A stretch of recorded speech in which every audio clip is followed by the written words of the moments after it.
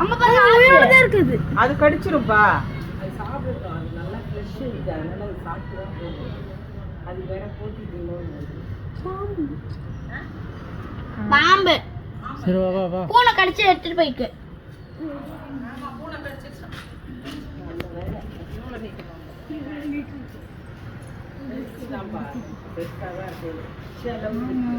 அந்த பாம்பை விடல. அப்பா இங்க வந்து பாரு, அந்த பாம்பை விட எவ்வளவு பெரிய பாம்பை கடிச்சு போட்டுருச்சு இவங்க சந்தில.